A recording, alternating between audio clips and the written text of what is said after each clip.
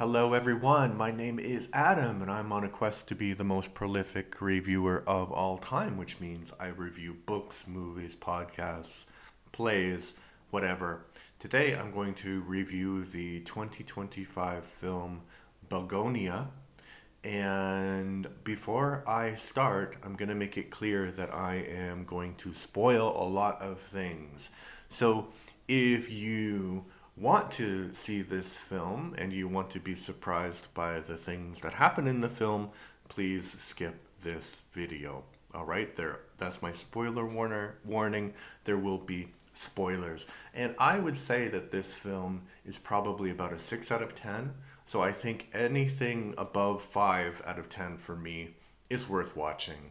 You know, like 10 being like you must watch, and then 6 like if you want to, it's okay, you can watch it. All right, so Begonia is based on a film from 2003 from South Korea called Save the Green Planet by Jang Joon-hwan, and it is produced, doesn't matter who it's produced by, it's directed by Longos Lanthanos, and it stars Emma Stone, Jesse Plemons, and Adrian Delby, I guess his name is Delby. So the basic plot of the story is that there are these two guys played by Plemons and Delby, and they believe that there is this. Mostly the Plemons character believes that there is a conspiracy and there are aliens on the planet, and these aliens are from Andromeda, and they have been screwing with the planet because they want to invade. And they believe that Plemons' character believes that Emma Stone's character is a basically sort of like an ambassador from the Andromedans to Earth, and they kidnap her and they torture her. Well, Plemons' character does, and the plot continues. So basically, Plemons' mother was the subject of some scientific experiments, and she is in a coma, and the company that made the drugs that put her in the coma is the company that Stone's character is in charge of and she's running. So, and Plemons works for the company, but he works as a guy who ships packages for them. And so he's been like radicalized. And the basic plot of the movie is this kind of trope where the crazy guy who believes in aliens is right, is correct, but I don't think that they do that very well because there's no ambiguity about the fact that he is correct. And that's because, so he believes that she's an alien and she tortures him, he tortures her, and she puts on this like, you know, basically electrocutes her, and it's a level that no human could probably withstand.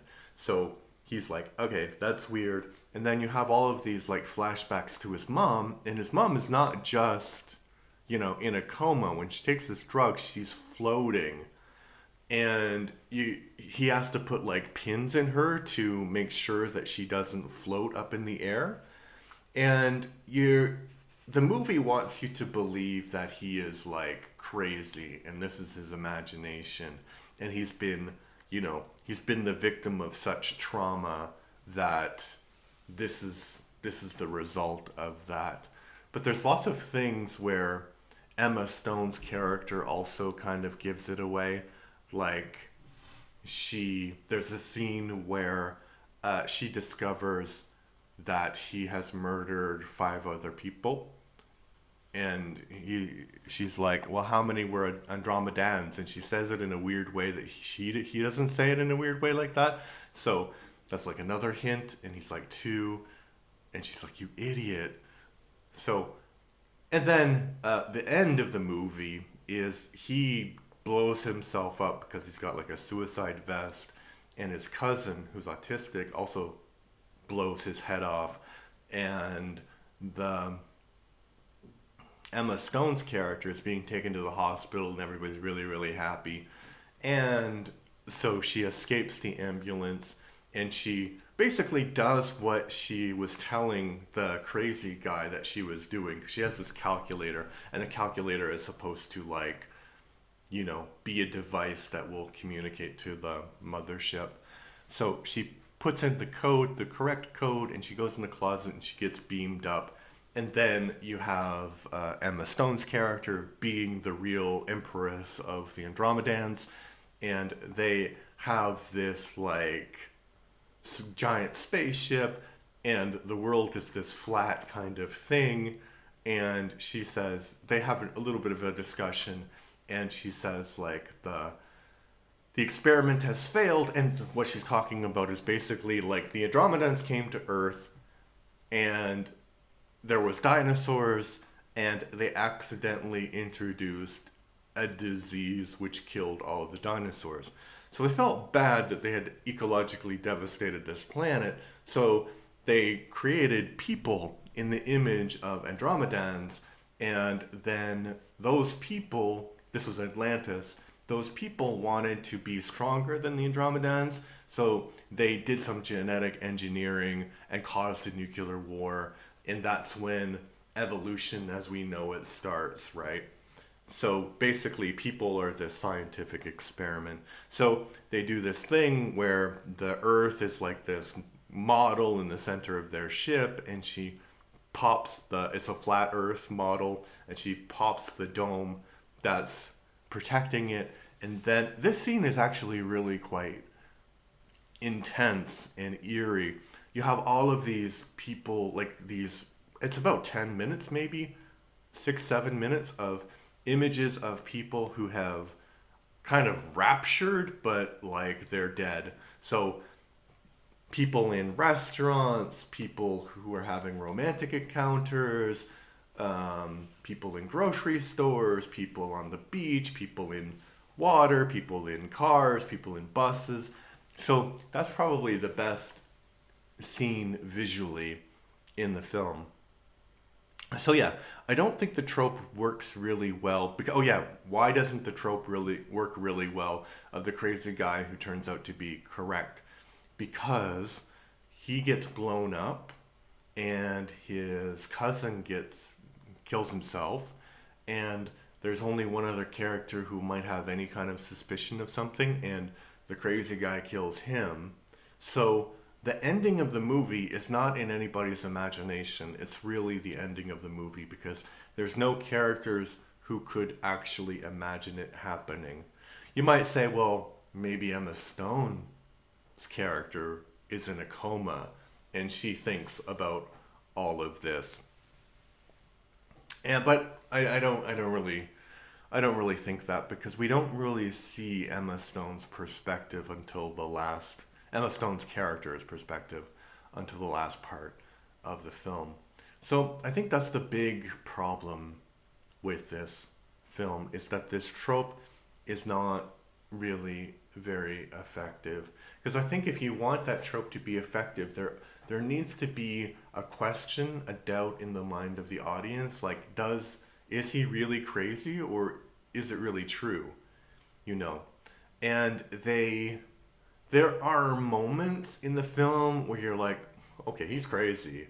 And there's moments in the film where you're like, oh no, it's true because for example, he makes this 3D imaging on his computer, which is not something a person of his status should be able to do, I think.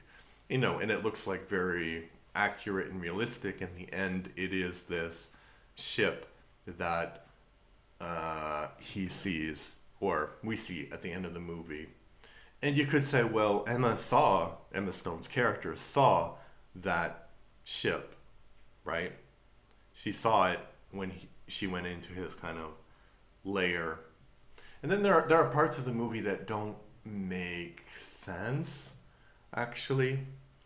Apart from this failure of the trope.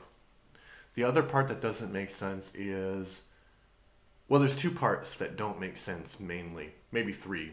So the first part is that, as I said, Plemons, and the actors do a really great job, you know. So the problems of this movie are not the acting, it's like the writing. And it's not even the directing so much, because the directing is good, it's visually interesting. Yeah, so Plemons' character, he has been torturing and executing people that he believes are Andromedans. And he has this whole part of his house that is hidden away. And it seems like Delbus's character doesn't know about this. It seems like when they're kidnapping the CEO, it's the first time that they've done this. And he doesn't mention any doubts about previous things. And I think that you could say, well, maybe Delbus's character, because he's autistic, ended up with his cousin because he didn't have anywhere else to go. And his cousin was going on this like weird path. So that's possible, but the movie doesn't make that very clear. So this twist that he's been doing this for a long time doesn't really land as well because we don't have any hints about that in the conversation between Delbus's character and Plemons' character. And I keep referring to the actors and not the characters because I think they are the ones that save this movie. So the other thing that doesn't make sense in the writing of the movie is there is a cop. And the cop appears to be older than Plemons' character. And he keeps referring to this accident or incident that happened when he was a babysitter for Plemons' character. Like he was babysitting Plemons' character as a child. And it's hinted that he does some things that are immoral and illegal to Plemons' character, and he feels bad about it, but he's like, I don't know what I was doing. I've never done it with anybody else. I think it was just a power trip. I was a confused young man.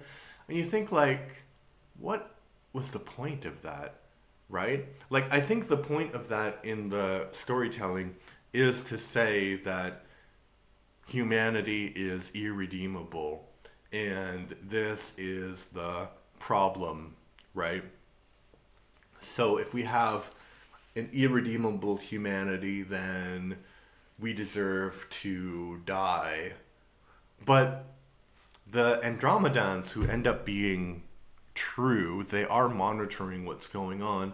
They don't know about this character at all. So it's just some trauma that's been inflicted upon Teddy, that's Plemons' character.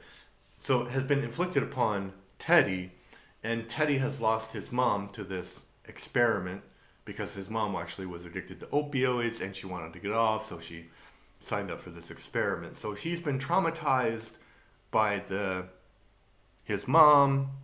And also there's a little bit of a hint like that Teddy's father went away because of something connected to this character, this older character.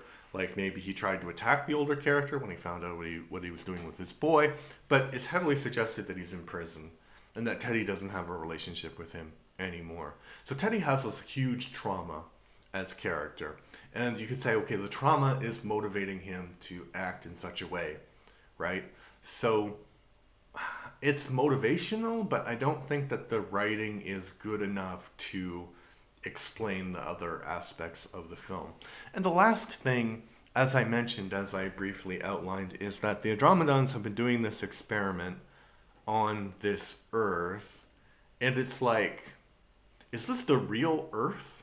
Because the real Earth, as you know, is not flat. So are they just running some experiment in their ship because they have accidentally, uh, they accidentally wiped out the dinosaurs on the real Earth. And then they're like, okay, well, we'll run this experiment to see what happens.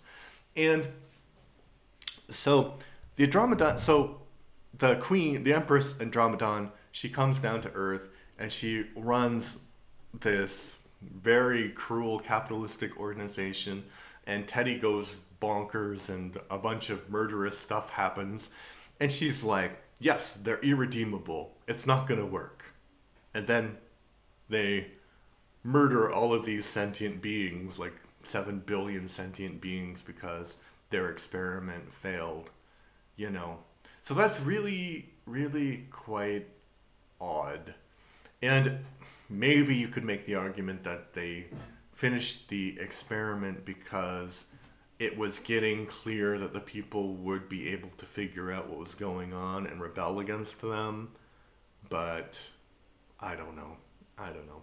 As I said, I don't think that the writing is good enough to support the story, the plot of the story. So the writing has failed, and it kind of feels like it's been written by committee, and that's why you have all of these things that are kind of connected and the main trope doesn't work.